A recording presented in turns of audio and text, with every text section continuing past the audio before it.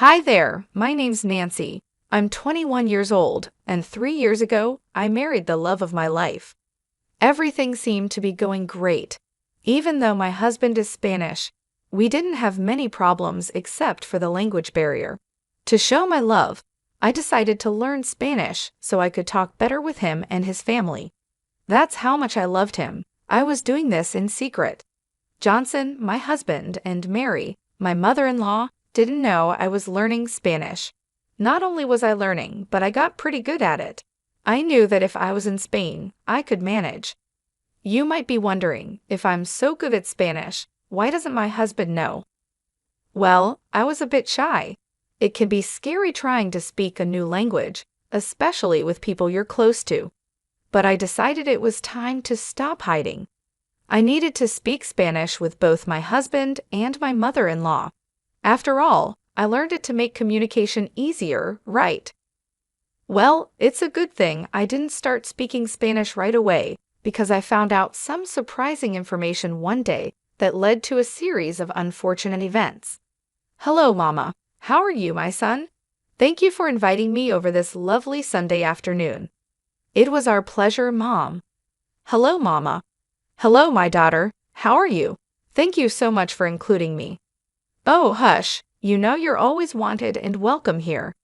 I brought some croissants and how do you Americans say, bagels? Yes, bagels and croissants for our afternoon tea. Oh, how lovely. Thank you so much. Come and sit, Mama. The food will be ready soon. Did she prepare the food? No, I did most of the prep. Don't worry. Oh, thank God. Hearing this, I wondered what she meant by that, but I was too shy to ask. How strange. Mary always seemed to like my cooking. Why was she saying those things? At the time, I thought maybe she just wanted to eat food made by her son that day. Maybe she wanted to taste food that reminded her of old times. Then I heard her say, I hate her cooking. Why did you invite me here instead of taking me to a cafe so we could avoid her? Mom, we agreed to speak in English so Nancy doesn't feel left out, remember? Oh, forgive me, my sweet daughter. I was just saying that the food looks so good. I was surprised to learn that my son made it. Oh, I wish it was you who made it. I love your cooking. At this point, I was confused. How could she say such awful things in Spanish and then lie to my face in English? I thought I might have misunderstood, but I had a plan to confirm what I heard. Oh, please don't worry. You should never feel ashamed to speak your native tongue. Go right ahead. I'll be fine. I wanted to catch what she was saying, so I planned to use the Google Translate app to record her and make sure I understood correctly. We all sat at the table, getting ready to eat, and what came next shocked me to the core. I want us to discuss our plan. The time is approaching. It's literally tomorrow. Johnson, you have to be serious. The app, along with my Spanish knowledge, confirmed there was some plan going on, but I didn't know what it was. Mama, not now. I said I would handle it. What are you going to tell her? Nancy, darling, please pass me the sugar. She doesn't know anything about the plan. I was just going to tell her that I would be out of town. Out of town? What for? What was going on? I was so confused. I was constantly looking down at my phone to see what the app was translating. I think they assumed I wasn't paying attention and became less careful with their words, which was good for me as I was learning their true feelings. She's not too smart. Look at her glued to her phone. We can talk about this now. Okay, Mama. Fine. What do you want to discuss? The plane is leaving at 2 p.m. Are you sure you'll be able to escape her then? Escape me? What for? I was so confused, but I stayed calm and pretended not to understand so I could plan my next move. Yes, Mama, I know. I will do what needs to be done. I know how important this is. It is extremely important. If your great uncle doesn't see us tomorrow, he will give the house to someone else, like your cousin or your aunt. We can't let that happen. No one needs to know about this house. Oh, Mama, you're so funny. Don't worry. I just said that in English so she doesn't suspect what we're talking about. Who, Nancy? Yes. Oh, sorry, my love. I was just asking who made this delicious tea. It's splendid. Oh, that would be your talented son. I'm afraid I'm not as good as he is when it comes to these things. Oh, darling, your food is amazing. Amazingly terrible. Mom, she will catch you. She can't catch me. She's too stupid to understand us. I don't know, Mom. She obviously understands some basics, I think. Let's see. Nancy, how much Spanish do you know? At this moment, I knew I had to lie.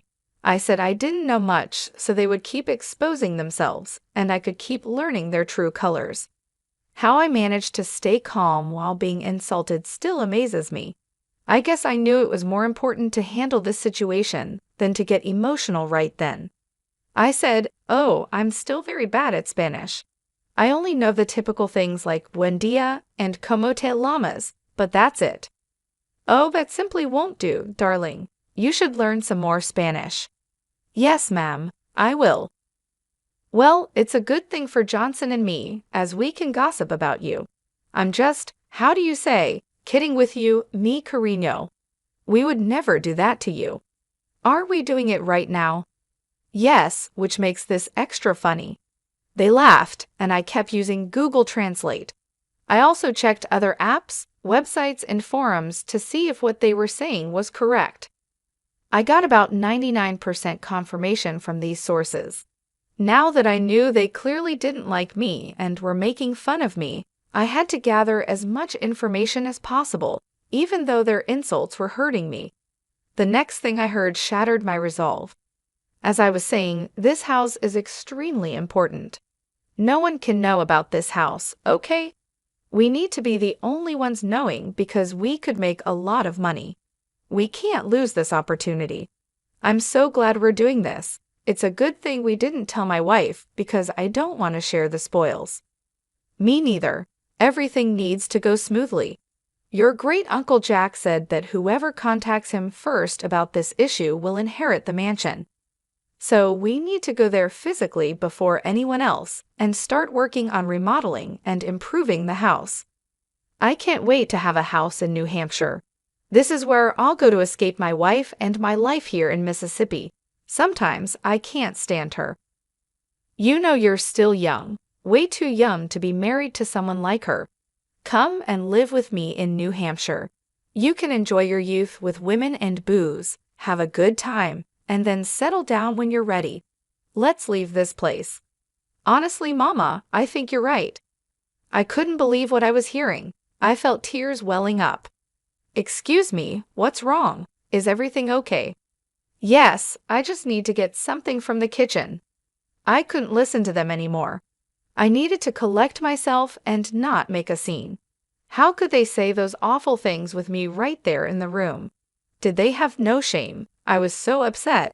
I began pacing up and down the kitchen, and then I saw my mother-in-law's purse sitting on the counter. I decided to look inside and take her phone. Luckily, it was unlocked. I opened her WhatsApp and sent Uncle Jack's number to my phone. I quickly deleted the text from her phone, so it looked like nothing happened. It felt like I was acting on instinct. I didn't know why I did it, but I was glad because I was now planning to get back at them. I returned to the dining room where the conversation was still going on. They seemed to be talking about the same thing. So tomorrow we leave for the vacation. I think it's well deserved because of all the hard work we've been doing. I second that. We deserve this break. Is everything okay? Yes, honey, we were just talking about the weather and how it's a perfect day to go relax somewhere. Would you like us to do that? Maybe not today, Scene. Oh, okay. When would you like to go then? Maybe tomorrow? Both Mary and Johnson froze slightly. I was looking for their reaction and noticed it. I don't think tomorrow would be possible. I asked Scene to help me with some things around the house. Oh, what things? Why is she asking so many questions? Just to move things around. I can help too, if you like. That won't be necessary. See how nosy she is being? I don't like it one bit. Do you see why you have to leave this place? Don't worry, Mama. I've got this handled. I still managed to keep a smile despite knowing what they were saying. I was looking forward to my plan for revenge. I continued recording their conversations until the very end to make sure I had all the details. As I mentioned before, my Spanish was getting pretty good, but I still wanted to make sure I got the right information.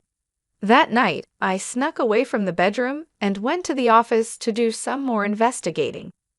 I replayed the audio, and sure enough, my doubts about my accuracy were gone. From this whole ordeal, I learned that there was a vacation planned for tomorrow to go and claim a house from Great Uncle Jack, and that these people apparently hated me and were planning to leave me. A bonus piece of information I got was when I went to the kitchen to pace. I had left my phone, which was still recording, in the room with my husband and mother-in-law, and I managed to pick up some more useful information. The conversation consisted of Mary asking Johnson about his computer password because she wanted to change some aspects of their flight. I managed to get the password and flight details. I must have hit the jackpot. I logged into John's computer, and sure enough, there were flight details on the website where he booked the tickets. Feeling very sneaky and devious, I may or may not have changed their flight details, pushing their flight to the day after tomorrow. This was just phase 1 of my plans. There was a lot more to come. Since I had sent myself Great Uncle Jack's number, I was ready to do what I needed to do. "Hello, Uncle Jack, it's Nancy." "Oh, hello, darling. How are you doing? Is everything okay?" "Well, no, not really." I went into great detail explaining what had happened that day. I even sent him the audio recording as proof because, without it, I doubt he would have believed me. We cut the call so he could listen to the voice recordings, and we talked again after he finished listening. Wow, I don't even know what to say. How could Mary and Johnson do this?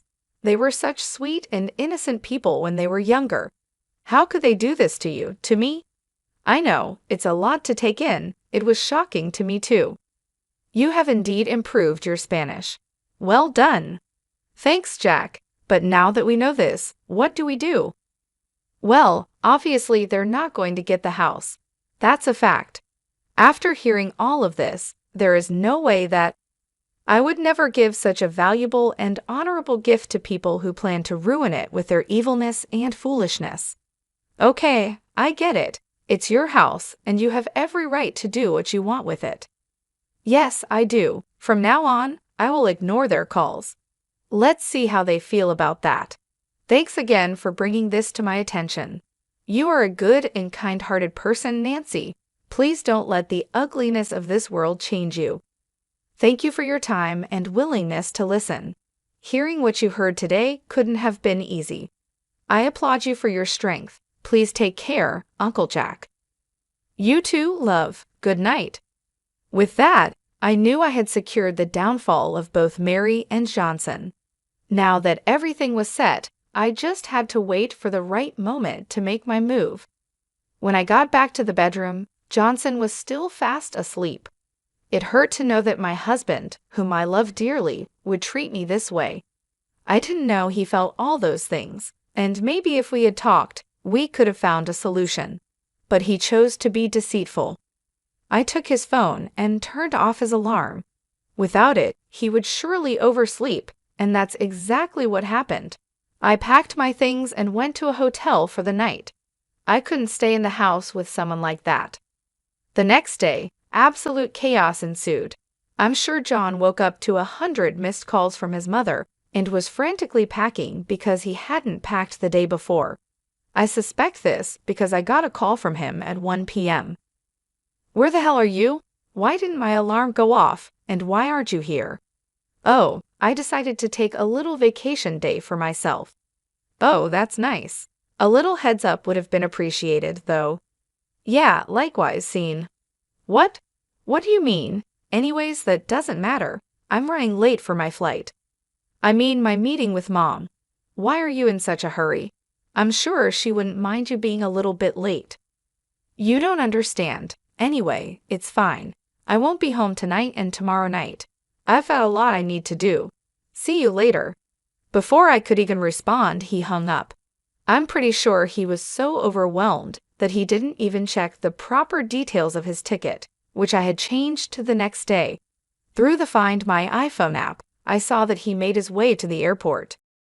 Imagine waking up, rushing out of the house with only minutes to spare to make it to your flight, just to find out that it had been canceled. I'm sure he was moving like a madman up and down that airport.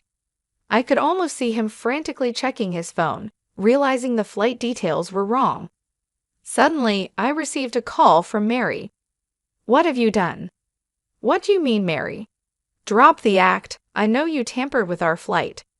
If by tampered you mean changed the date, then yes, that's exactly what I did. "Why would you do that?" "I was trying to help you guys out. Didn't you say you wanted John's help with moving some stuff around? I noticed that you had the flight booked for today, the same day John was supposed to help you, so I decided to change some things."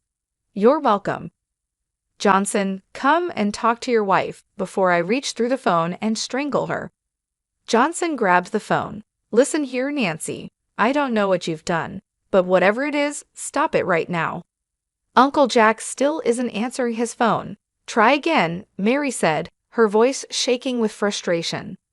"He isn't answering his phone because he doesn't want to speak with you too," I replied calmly. You can understand us?" Johnson asked, sounding shocked. Every last word. But how?" "I've been practicing," I said, feeling a strange mix of satisfaction and sadness. "I've been learning Spanish so I could communicate better with you and your mom. But now I see it also helped me uncover your plans." Johnson's face went pale. You knew all along." "Yes, I heard everything. Your plans to leave me, to claim the house without me knowing. I heard it all." Johnson and Mary were silent. I could hear their heavy breathing over the phone, the shock and fear evident in their silence. "So what now?" Johnson finally asked. "Now, you deal with the consequences of your actions," I said. "I already spoke to Uncle Jack. He knows everything. You won't be getting that house." "But Nancy, you don't understand," Johnson pleaded. "We had no choice. We needed that house." "You had a choice," I said firmly. "You could have been honest with me. Instead, you chose to deceive me. Now you have to live with the consequences." There was another long silence. Then Mary spoke, her voice trembling. "Nancy, we're sorry. We didn't mean for it to go this far." "It's too late for apologies," I replied. "You made your bed. Now you have to lie in it." I hung up the phone and took a deep breath. It was done. I had exposed their plans and ensured they wouldn't get the house. I felt a sense of relief, but also a deep sadness. The man I loved, the family I thought I was a part of, had betrayed me, but I knew I had to move on. I packed my things and checked out of the hotel. I decided to stay with a friend for a while until I figured out my next steps. As I walked out of the hotel, I felt a mix of emotions: anger, sadness, relief, but most of all, a sense of empowerment. I had stood up for myself and taken control of the situation. And now I was ready to start a new chapter in my life, free from deceit and betrayal. "I told you, Mama. I told you she might hear us." "So that means yesterday you heard everything?" "Yep. Here's what's going to happen. I'm going to divorce your good-for-nothing son and leave you two to deal with each other. How blessed day. Oh, and next time you want to talk about someone with them right there in the room, make sure they don't understand what you're saying. Have a nice life." I hung up before they could respond. I was done with their nonsense. Later that day, I got a call from Uncle Jack. "Hello, dear. How are you?" "I'm a bit upset. I just had an ugly fight with John and Mary, and now I'm getting a divorce from him." "I'm so sorry that things turned out this way, Nancy. It's part of life, I guess. How are things on your end?" "Well, I finally spoke to them and gave them a piece of my mind. They are not happy." "What did you say to them?" "I told John that he's an idiot for treating you the way he did, and told Mary that she's evil for roping her son into her schemes. I also told them that I have given you the house." "You what?" "Yes, dear, the mansion is yours. Even if you get a divorce from John, It's all yours, and you can share it with whomever you please. I don't know what to say, Jack. It's too much. I wanted this house to go to someone kind and compassionate, but also tough and strong when needed. That's exactly who you are. A house is the least I could do after all the stress and turmoil those two put you through. The house is yours. Take it. After that call, I felt a strange mix of emotions. I had managed to distance myself from two toxic people, and on top of that, I had been gifted a multi-million-dollar mansion. It felt surreal, like something out of a movie. But it was real, and it was happening to me. The next few days were a whirlwind. I moved my belongings into the mansion and started to make it my own. Every room, every corner, became a testament to my resilience and strength. I decorated the house with a sense of newfound freedom and pride. I was no longer bound by the deceit and betrayal of Johnson and Mary. This house, this beautiful mansion, was a symbol of my victory over their treachery. As expected, Mary and Johnson were furious. They sent me constant threats, trying to intimidate me into giving up the house. But I stood my ground. Each time they sent a threat, I responded with a picture of a different part of the house, reminding them that it was mine, not theirs. I wanted them to see what they had lost, to feel the sting of their own actions. Revenge never felt so sweet. One evening, as I was sitting in the grand living room, surrounded by the opulence of the mansion, I reflected on everything that had happened. I thought about how much I had loved Johnson, how I had tried to learn Spanish to communicate better with him and his family. I remembered the hurtful things they had said about me, their plans to leave me out of their lives. It had been a painful journey, but I had come out stronger on the other side. I received another call from Uncle Jack.